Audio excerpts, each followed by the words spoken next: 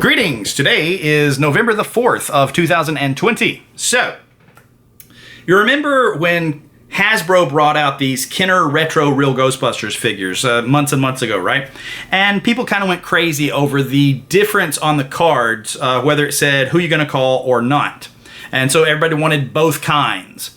Well, the pegs have sat empty at Walmart for months and months and months now, or weeks and weeks anyway.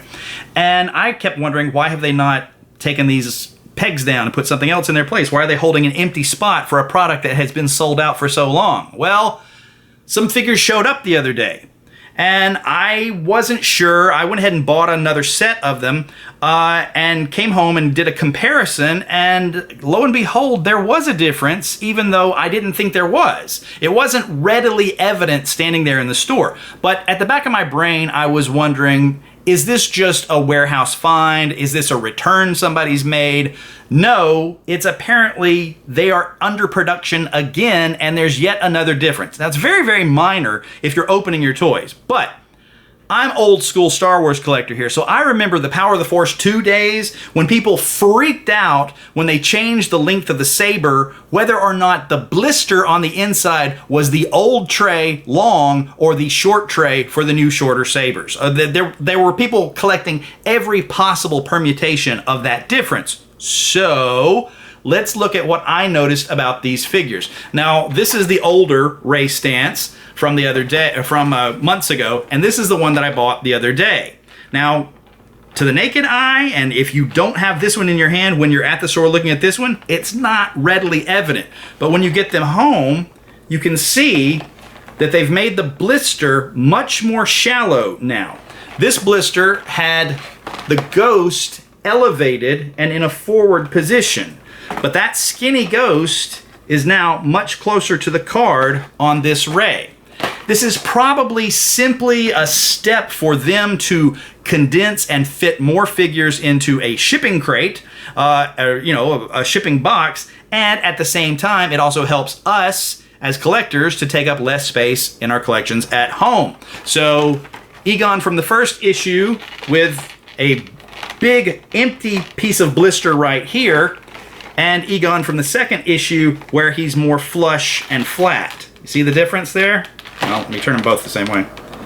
So kind of see the difference of the larger blister on this one. And then also, same thing happened with Peter Venkman. You got the first issue where the blister sticks up with nothing in there versus this blister where it's much more compact and level and closer to the card. All right, and I feel like the reason that the blisters were initially higher like that was for Winston, because Winston's Ghost has this beak that stands forward. That blister is almost exactly the same height off the card as the beak depth of this Ghost. So Winston is also elevated off the card inside his blister. Can you see that? New Winston still has a hump here, unlike these three, so that his Ghost can be accommodated, but Winston himself now is much more shallow to the card. Like I say, I don't know how big of a deal that is to most collectors, whether they want the difference in the plastic blister, which technically is supposed to be thrown in the garbage when you open and play with your toys.